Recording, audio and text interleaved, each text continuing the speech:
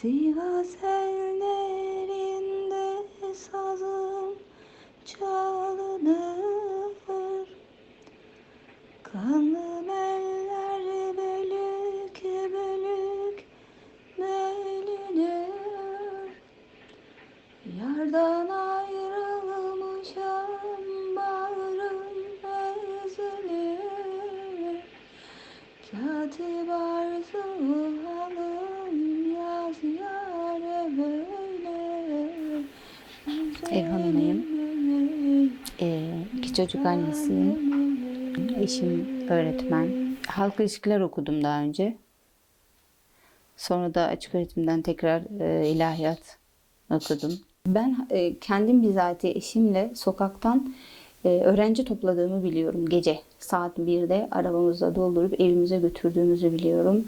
Ki yanlış bir yere gitmesinler. O saatte sokaklarda her türlü kötülüğün olduğu, her türlü yanlışa gidilebilecek durumun oluştuğu o sokaklarda kalmasınlar diye. Ve arayıp annesine çocuk bizim evde, haberin olsun, rahatça uyuyabilirsin. Şimdi eşim benim mesela onların öğrencilerin rehber öğretmenliğini de yapıyordu. 40 gün boyu sabahları ben yeni gelinim. Sabah ezanla birlikte eşim uyanıyordu. Onlara mesela kahvaltı hazırlıyordum. İşte kahvaltılarını yapıp birlikte okula gidiyorlardı. Yani bunları falan hani çocuklarında o güzellikleri görünce o dönemde onlar da hani bize yavaş yavaş ısınmaya başladılar, bize sahiplenmeye başladılar.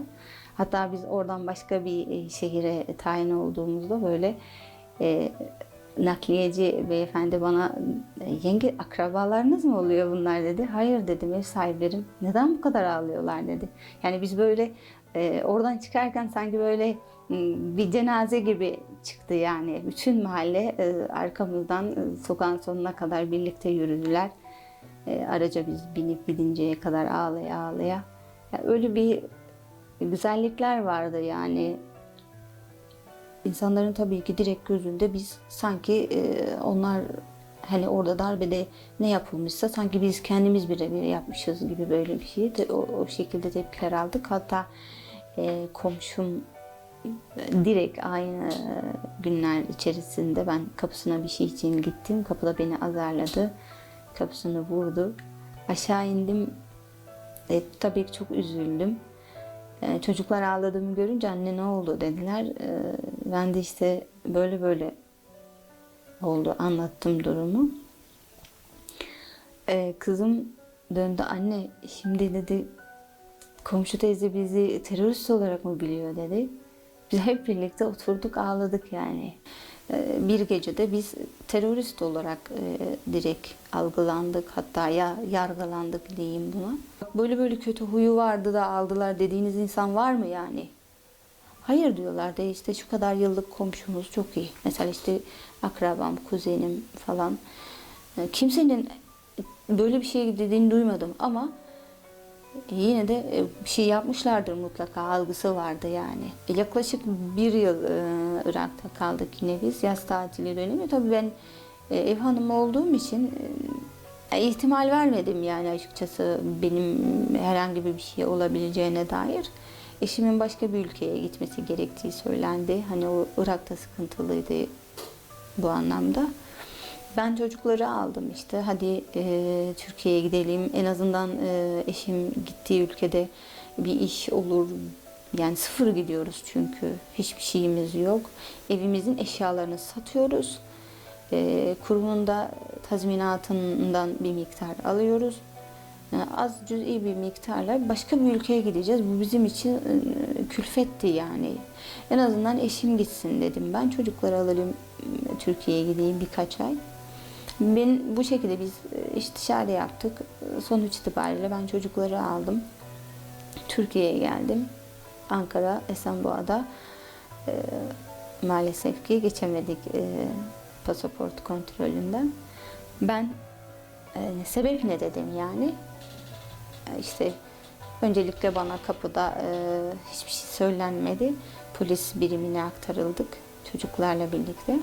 Bütün valizlerimiz dökülüyor, kaldırılıyor, defaatle Hiçbir şey yok yani.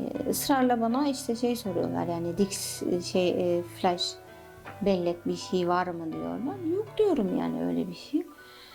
Defaatle döktürüyorlar, yeniden toplatıyorlar. Zaten gecenin bir vakti biz yola çıkmıştık. Yorgunuz, uykusuz, Ramazan oruç dönemi. Ben neden bekliyorum diyorum. İstihbarattan gelecekler deniyor. Oradaki komiser bana sen FETÖ-PYD'nin kullandığı bir mesajlaşma programını kullanmışsın dedi. Neymiş o dedim. Gerçekten de ben o güne kadar Baylok'un ne olduğunu bilmiyordum açıkçası. Kullandığım bir şey de değildi. Yani bana yaz deselerdi ben Türkçe böyle Baylok yazacaktım. Yani o kadar bu konuda bilinçsizdim. Bana işte tam Baylok kullanmışsın dendi. Ben böyle bir şey kullanmadım dedim. Yani böyle bir şey yok dedim. Kullanmışsın. Yani dedim hatta ben hatta almıştım. Türkiye'den bana arkadaşım yollamıştı. Bana eşya yollarken onu da yollamıştı. İndiğin gibi açarsın ki biz sana ulaşabilelim diye. Ben orada açmıştım hattımı, Türkiye hattımı. Avucumun içinde duruyor hala o sim kartı falan. İşte dedim bunun hattım elimde. Dedim yani şu anda mı ben yüklemiş oldum Baylok'u dedim. Ver dediler. Hattı da elimden aldılar. İşte aileme ulaşmak istiyorum. İzin vermiyorlar.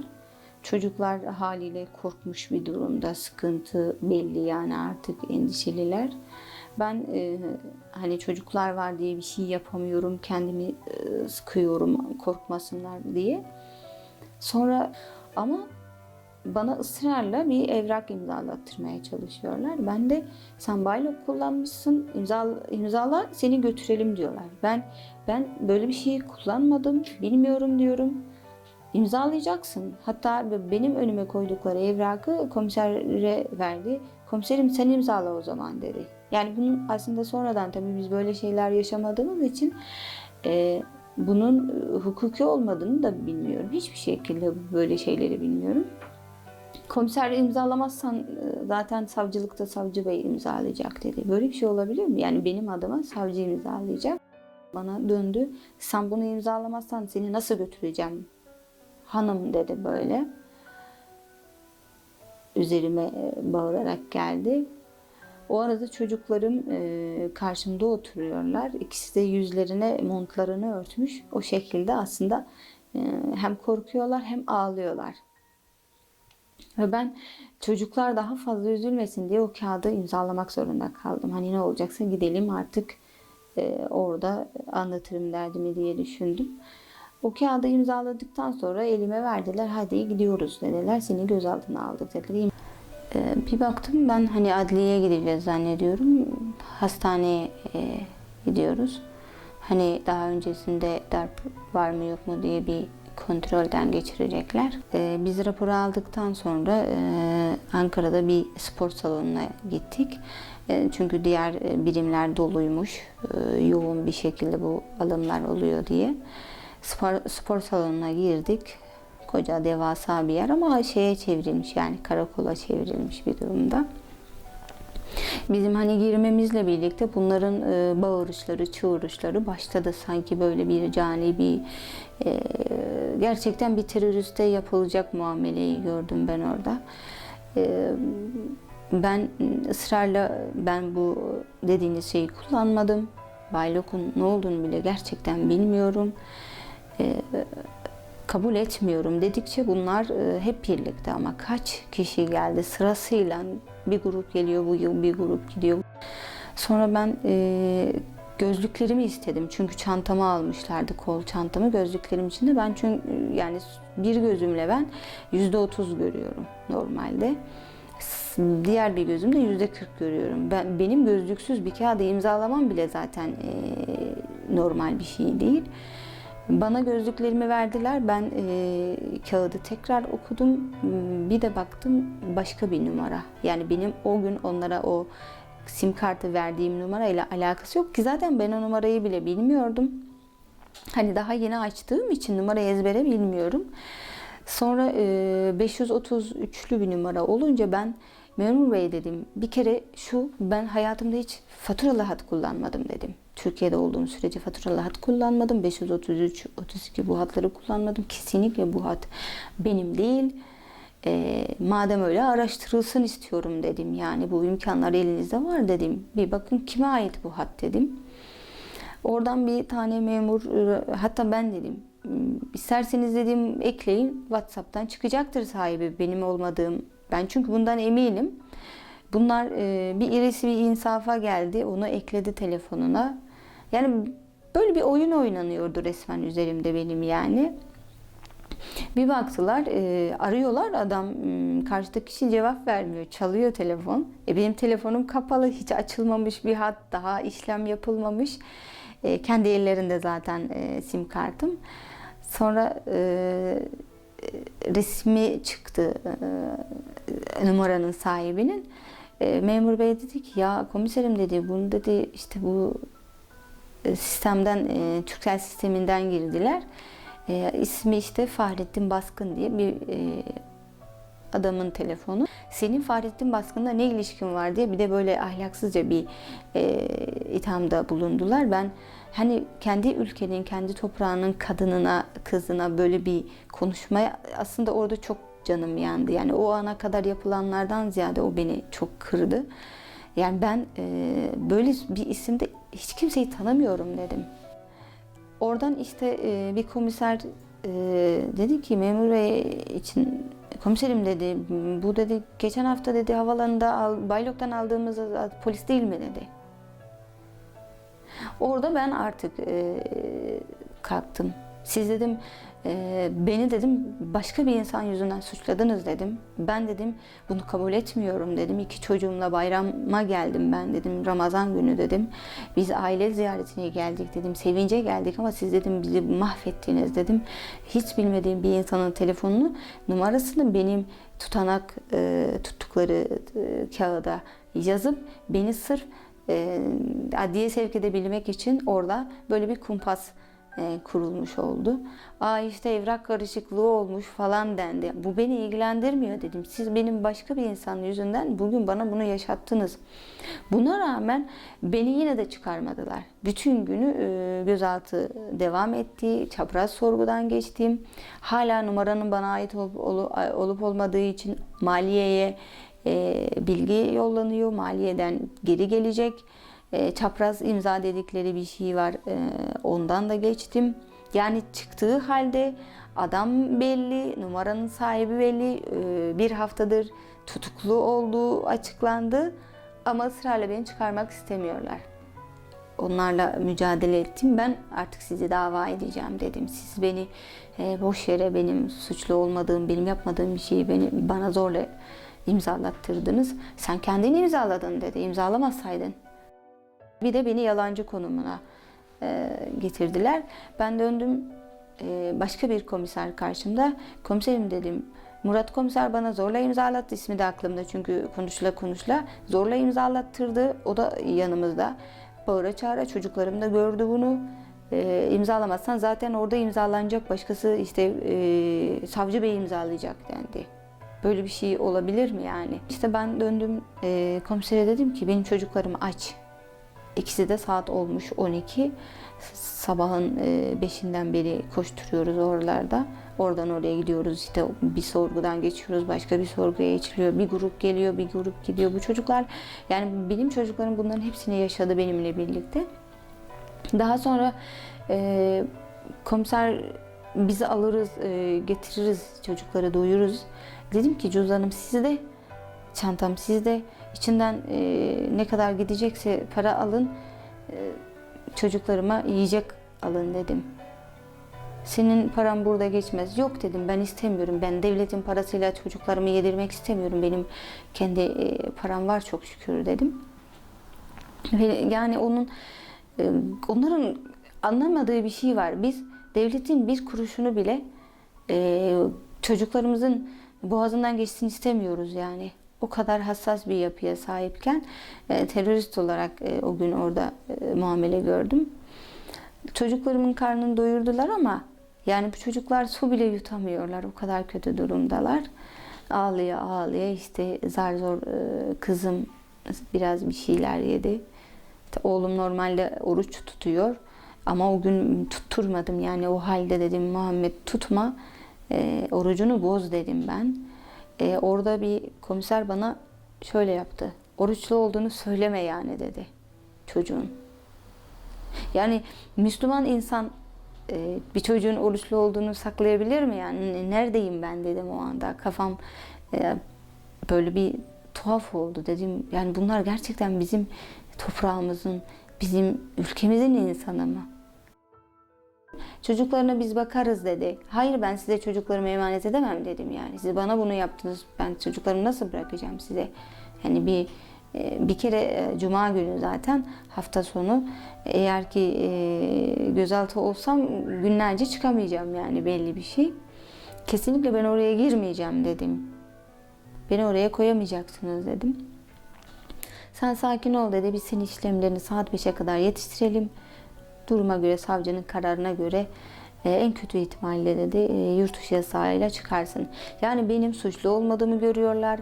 Telefonun bana ait olmadığını görüyorlar. Ama hala ısrarla suçlu muamelesi görüyorum. Bir baktım birisi girdi o spor salonuna. Benim müvekkilim Saadet Doğan, görüşmek istiyorum deyince ben sandalyede oturuyorum. Nasıl fırladım anlatamam yani. Böyle benim diye bağırmışım o anda. Tabii bir yandan seviniyorum, bir yandan böyle duygulanıyorum. Sonra geldi işte, yani komiser döndü avukata, şunu diyor. Sen nereden çıktın? Böyle bir şey. Sana nereden haber geldi? Çünkü ben o anda havalanındayken ablama mesaj atmıştım. Abla böyle böyle durum, beni işte adliyeye sevk edecekler, gözaltına alındım. Mesajı atıp telefonunu onlara geri verdim. Sonra ben avukata her şeyi, aynı yaşadıklarımın hepsini anlattım. Avukatımla birlikte sorguya da alındım. Enteresandır, sorguda benimle alakalı bir şey sorulmadı artık.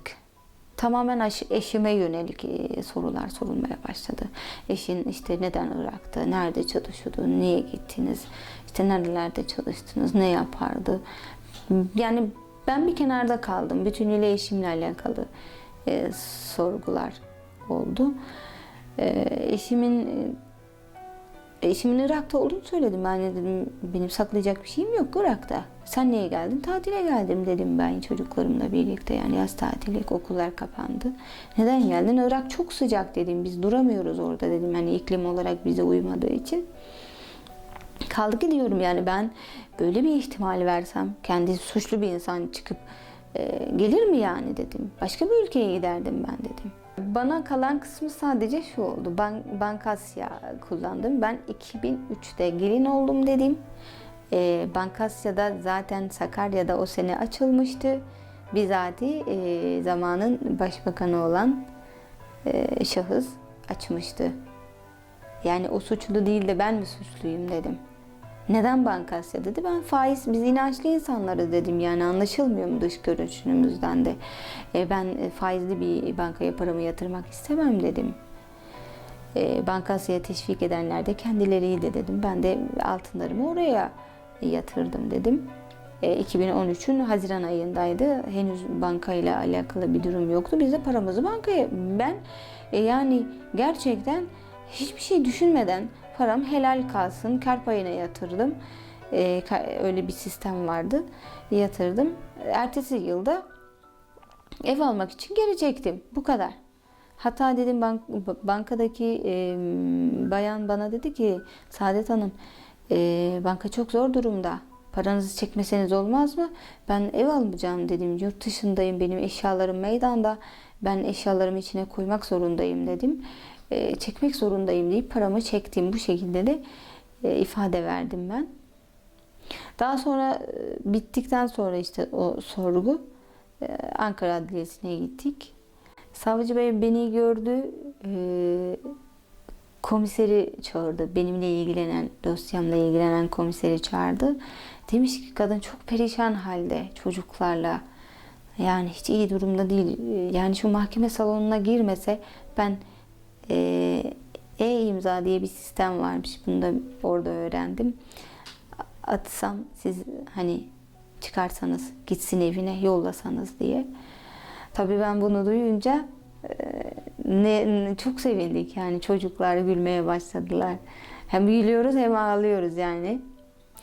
Elimize verdiler yurt dışı yasağını işte, ama bu kağıtla her yere bu kağıtla gideceksin işte artık. Bunun zamanı var mı? Yok. Bir tane savcı 5-6 ay falan sürer, yani bir komiser beyefendi 5-6 ay sürer dedi. Ama nihayetinde şu anda 2,5 yıla yakın bir süredir hala yurt dışı yasağım devam ediyor. Defaatle itiraz dilekçelerini yolladım. Red geldi. Bu hafta bile aynı şekilde yolladığım itiraz dilekçesi red. Yani 2,5 yıla yakın bir sürede hala yurt dışı yasağım devam ediyor. Avukatım savcıyla görüşüyor. Benim dosyama bakan savcıyla görüşüyor. Zar zor, o da kolay kolay görüşmüyorlar çünkü avukatlarla. Avukat da kendi bizatihi şunu söylüyor. Kadının hiçbir şeyi yok dosyasında. Boş. Ama ben bu dosyayı kapatamam. Bu kadar. Ve defaatle benim dosyam ülkenin illerindeki emniyet birimlerine gönderiliyor. Acaba bir şey var mı diye. 2,5 yıldır belli periyotlarda bu dosya gidiyor, araştırılıyor, temiz olarak geri dönüyor. Ama yine de benim yurt dışı yasağım kaldırılmıyor. Anlamadığım bir şey var. Bir insanı mağdur ederek nereye varılır yani? 2 çocuklu bir kadını ve bu süreçte çalışamayıp, para kazanamayıp, evlatlarına bakamamak, birçok zorluğu yaşıyor insan yani. Ne geçecek bu insanların eline? Ben onu anlamış değilim. Geçecek diyorum ama bir şeylerin geçmesini beklerken bizim hayatımız tarumar oluyor. Biz ailesiz, yuvasız, babasız bir şekilde yaşıyoruz. Benim gibi binlerce arkadaş, binlerce vatandaş bu durumdan muzdarip, bu durumun mağduru. Avukatların bize yapabileceği şey sadece iletişim aracı. Yani savcıdan gelen evrak ya da işte bizim dilekçelerimiz falan, bunların ötesine gitmiyor yani. Aldığım tek haber avukattan, Saadet Hanım bizim yolladığımız itiraz dilekçesine red geldi. Yapabilecek bir şey yok. Defaatle bununla karşılaştım ben. Yani kısacası ben umudumu kestim. Bu işin çok daha iyi bir yere gidebileceğini düşünmüyorum. O inancımı kaybettim. Bir süre belki buna kendimi inandırmaya çalıştım ama hani belki düzelirdi, ama ben bu inancımı kaybettim gerçekten. Uzun bir süre sivil bir araç evimizin önünde durdu. Belli zamanlarda geliyordu. İçinde birisi birkaç saat bekliyordu. Daha çok eşimle çok sık görüştüğümüz zamanlarda telefonla ya da işte belli mevzular olduğu dönemlerde ben bunu fark ediyordum. Türkiye'de bizim zaten öyle çok bir mal varlığımız yok. Tek bir evimiz vardı. TOKİ'den taksitli bir şekilde aldığımız. O kadar. İnsan Hakları Mahkemesi'ne ben başvurdum. Gözaltı sürecinde yaşadığım sıkıntılardan dolayı. Ama bir dönüş olmadı. Anayasa Mahkemesi'ne bildirdim. Hakeza işte hukuka aykırı bir şey yapılmadığına dair bize tekrar geri red dilekçesi geldi. Yani zaten yaptığınız hiçbir başvuru size olumlu bir şekilde dönmüyor Türkiye'de. Sadece şöyle bir şey, ileriki zamanlarda hani elimizden geleni yaptık diyebilmek için bir şeyler yapılıyor yani. Yoksa bir sonuç yok. Eşimin ailesiyle tabii ki hiçbir şekilde sahiplenmedik. Kapımı çalmadılar. Biz kendimiz gittik ziyaretlerine çocuklarla. Hani baba yok, bari amcalarını görmeye gitsinler istedim çocukları. Götürdüm ama maalesef ki orada da istediğimiz bir muameleyi görmedik. İkinci kez bir daha hadi dedim, çocuklar çok bunaldılar. Bir sene geçti, baba yok. En azından bir değişiklik olur diye tekrar götürdüm. Ama karşı dairede oturan, ben eşimin ablasının evinde kaldım. Karşı dairede oturan erkek kardeşi bir hafta boyu bir kere bile o kapıyı çalıp da yenge ya da işte yeğenlerim ne yapıyorsunuz, nasılsınız demedi. Tabii ki bu bizim için moral bozucu bir durumdu. Yani ben çocuklarımı belki amcalarını görürlerse biraz rahatlarlar, biraz iyi gelir diye düşündüm ama maalesef görmedik. Hakeza dedeleri de aynı şekilde bekledim, yani 2 yıl boyu bekledim. Belki bu kapıya gelir, ne haldesiniz, evinizde ne yapıyorsunuz, hangi dağın başında yaşıyorsunuz, neyiniz var, neyiniz yok, bir ihtiyacınız var mı diye sorar diye bekledim ama benim çocuğum ateşlendiği gece ben çocuğu yürüyerek hastaneye götürdüm. O kadar uzun bir yol ki yani gün ağırdı biz hastaneye varıncaya kadar.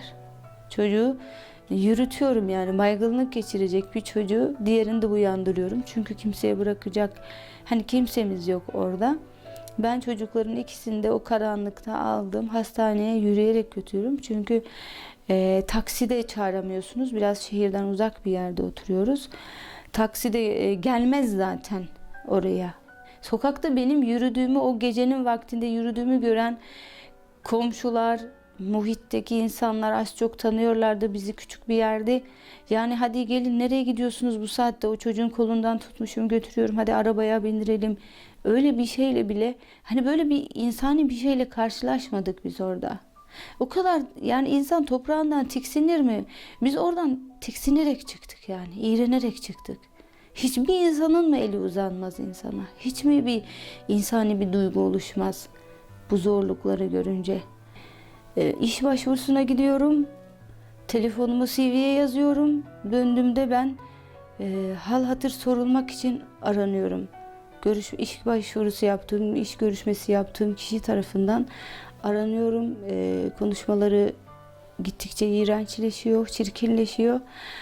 Tabii olduğum durumdan dolayı polise bildirmek ya da ilk etapta çok korktum ama bu anlamda birkaç ciddi vaka yaşadım. En son 2 olayda da savcılığa başvuruda bulunmak zorunda kaldım. Bu arayan kişiler sürekli beni rahatsız etmeye başladılar.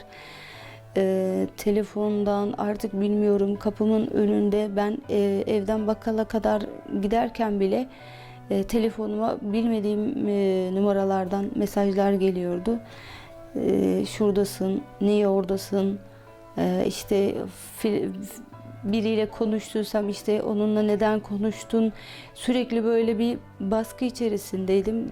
Bu beni çok yıpratıyordu yani. Hatta bir arkadaşımla paylaştım, yaklaşık 1 ay evden çıkmadım.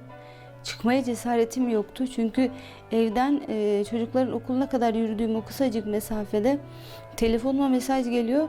İşte okula gidiyorsun falan, böyle hoş olmayan kelimeler yazıyordu mesajda. Ben eve yaklaşık 1 ay kilitledim kendimi, dışarı çıkmadım. Arkadaşlarımla konuştum. Yani bu nedir, nereden geliyor, kimdir bilmiyorum. Ama bu beni o kadar üzdü ki kendi ülkemde, kendi vatanımda nasıl yaşayacağımı bilemeyecek hale geldim yani. Savcılığa bildirdim ama savcılık hiçbir şekilde bana geri dönüş yapmadı. Bir ihtiyaçlarımız varsa bize yardımcı olmaya çalışan bir tanıdığımız vardı. O kişinin bile ben dışarıda, çarşıda gördüm, selamlaştım, ihtiyaçlarımız alınmıştı. Onları kendisinden emanet aldım. Eve döndüğümde bana gelen mesajlar oldu hemen. İşte fotoğraflarını çektim, eşine yollayacağım. Hani böyle bu tarz tehditler oldu.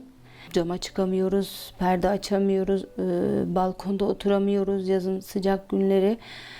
Zaman zaman pencere açmadan perdeleri kapalı bir şekilde tuttum. Hatta evimiz panjurlu. Ben 2,5 yıl yaklaşık o evde kaldım. Panjurlarımı hiç açmadım diyebilirim. Yükseltip böyle güneş alacak duruma getirmedim yani. Gerçekten yaşanması zor bir hal almıştı. Huzursuzluk, bir yandan her an her şey olabilecek korkusu. Yani kapımız çaldığında acaba diyerek o kapıya gitmek, ben tek başına hiç kapıya gitmedim. Hep birlikte üçümüz koşuyorduk. Yani çocuklarım benim adıma, ben çocuklar adına endişeli bir şekilde o kapıyı 2,5 yıl açtık. Gerçekten artık çekecek halimiz kalmadı. Yani ben gece uyku doğru düzgün uyuyamadım yani. Çocuklar da aynı şekilde uyuyamıyordu. Kızımın gece sayıklamaları, gece nöbetleri, kalkıp evin içinde yürümesi, ağlaması, bunlar bizi çok yıprattı yani. Ben kızıma son kez dedim, anneciğim dedim, bak bu iş çok zor bir iş. Yani çok zor bir yol. Bunun sonunda ulaşamamak da var. Belki de ölürüz o yolda.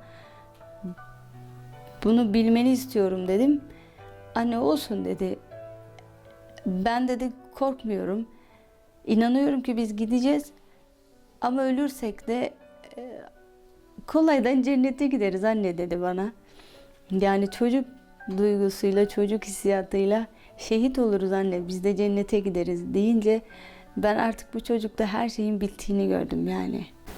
Geçiş çok zorlu, çok duygu yüklü bir süreçti. Tabii ki çok zordu. 2 çocuğumda böyle bir yola çıkmak, yani sonucu hiçbir şekilde belli değildi. Bu çocukları nereye götürüyorum diye ben kendime çok sordum. Ne yapıyorum? Yani bir kere bir karar vermişim. Artık yola çıkmışım. Bunun geri dönüşü yok ama ya kaybedersem? Yani ya evlatlarıma bir şey olursa diye çok korkmuştum. Çok endişeliydim. Çocukların elini tutup o geçmek için bineceğimiz araca atladığımda bir anda her şey bitti gibi hissettim.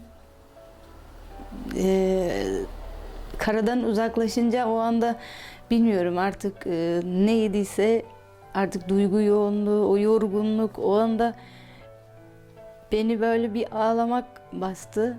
Çocuklar beni teselli etmeye başladılar. Anne ağlama, artık bitti her şey diye. Gerçekten çok zordu. Yani bunu anlatmak bilmiyorum. Daha önce insanlar yaşadıklarını anlatıyorlardı. Tabii ki etkileniyorduk ama sonuçta yaşayan insanlar bilir bunu. Ben hani hikaye gibi dinleyebiliyor insan ama birebir yaşayınca bu durum çok farklı. Çok zor bir şey yani. Hele ki kendi ülkenizde, kendi toprağınızda, kendi vatanınızda barınamamak, sonra oradan böyle kaçarcasına kaçmak daha doğrusu, çıkıp gitmek çok acıydı yani. Ben indikten sonra dedim ki bugünü hiç unutmayacağım. Bugünü ölünceye kadar unutmayacağım bir gün bu benim için dedim yani. Çocuklara dedim çok zordu indikten sonra, biz yani gülelim mi ağlayalım mı bilmiyorduk yani. Ben şahsen o haldeydim yani. Aileni, yuvanı, her şeyini, toprağını, vatanını bırakıyorsun ve böyle bir zor bir yoldan geçiyorsun. Ben o anda nasıl davranacağımı bilemediğimi hissettim. Yani geçiş yani o kadar korkulu bir şeydi ki ben o anda nefes alıp almadığımı bile anlamıyordum. Çünkü sonuçta karşımızdaki insanları tanımıyoruz. Bize ne yapacaklar, nereye götürecekler bilmiyoruz. Hani bir yola girmişiz ama ilk defa gördüğümüz insanlar çok hareketliydi, çok hızlıydı. Nasıl gidilecek, ne olacak? Biz indirildiğimiz yerde zaten çamura, böyle balçığın içine düştük resmen. Hatta kızım suya tekrar düşecek duruma geldi. Yanımızda bir arkadaş vardı. O tek koluyla çocuğu yakaladı. Yani eğer o bir refleksti, bir anda yakalamasıydı. Yani ben yetişemedim çocuğa çünkü. Sadece gördüğümde ayaklarının artık aşağıda, işte diğer arkadaşın eliyle de, hani bir elle de tutunmuş, tutunmaya çalışıyor yani. O çok acıydı. Bir anda böyle onların bizi böyle atması ve sanki hiçbir canlının geçmediği bir yerdeyiz. Hiçbir canlı oradan geçmemiş. Biz o çalılıkları kıra kıra, o dikenlere bata bata, çamurların içine bata bata, dizlerimize kadar çamur içindeydik. Bütün vücudumuz parçalandı resmen. Derimiz, yüzümüz, kollarımız, hani dikenlere, çalılara denk gelen ne varsa günlerce onun yaraları yani iyileşmedi. Ama o anda o acıyı hissetmiyoruz. Sadece o yolu açma derdindeyiz ve bizi sınırın geçilmediği bir noktada bırakmışlar. Bunu biz yürüyerek geçmek zorundaydık. Bu şekilde o hiç geçilmemiş bir yol gibi olan o, yani ben böyle bir baktım, Allah'ım biz buranın neresinden geçeceğiz? Yani hani derler ya, balta girmemiş orman, ben o şekilde dedim, nasıl açacağız? Velev ki açtık, hani nereden yön bulacağız? Ne tarafa gideceğiz? Sağ mı sol mu, ileri mi geri mi bilmiyoruz. Böyle düz aldık başımızı yürüdük yani. Bu durum ta bir köy, bir toprak yola denk gelinceye kadar devam etti. O ağaçların arasından, o çalıların arasından çıkış gerçekten bilmiyorum ya, bir bilinmeze doğru yürüyorduk. Ben toprak yolu görünce tamam dedim. İleride de ekim tarlalar falan görünce tamam dedim, biz bir yaşamın olduğu bir yere ulaştık yani. Ve sırtımızda sırt çantaları var, yükümüz var. Susuyoruz. Öyle bir susadım ki o anda, o indiğim anda öyle bir susadım ki sanki günlerdir su içmemiş gibi susuzluk hissettim. Çok çok zorlandım. Yani artık o durumda korkudan, endişeden, insanın hani şeker gibi, tansiyon gibi değerleri mi oynuyor bilmiyorum ama çöldeymiş gibi susadık resmen. Israrla yürüyoruz sırtımızdaki çantalarla. Çok yoruldum. Zaten ben sağ omuzum çıkmıştı, sağ bileğim çıkmıştı. Gelmeden 1-2 hafta öncesine kadar ben sağ kolumu kullanamıyordum. Daha yeni toparlanmaya başlamıştım. Ama o sırt çantalarının ağırlığıyla tekrar kolum ağrımaya başladı. Ciddi bir şekilde sancı, sağ kolumu kullanamayacak duruma geldim. Bu şekilde ilerledik bir yere varıncaya kadar. Çocuklar hızla, heyecanla yürüyorlar. Dedim ki ben arkama bakmayacağım dedim. Kızım neden anne dedi. Hani Nuh tufanında arkanıza bakmayın, yürüyün demiş ya melekler. Aklıma o geldi. Ben arkama bakmayacağım dedim. Arkama bakarsam yürüyemem. O şekilde arkamıza bakmadan yürüdük yani. Çalıların arasında bir baktım, oğlum anne yılan dedi. Döndüm, evet yaklaşık 1 metreden daha uzun bir yılan gördük. Dedim çocuklar sakin olun, hareket etmeyin. Hani görmemişsiniz gibi davranın. Korkmayın da Allah'ın izniyle o bize dokunmayacak. Siz geçin dedim. Gerçekten de sanki karşıdan karşıya geçer gibi önümüzden sıyrıldı gitti yani. Ha ben çocuklar için korktum ama bu korkumla da onlara cesaret veriyorum. Hani çocuk onlar, korkmasınlar, üzülmesinler. Zaten korkunç bir şeyi birkaç dakika önce yaşamışlardı. Sivas ellerinde sazım çalınır, kanlı eller bölük bölük bölünür. Yardan ayrı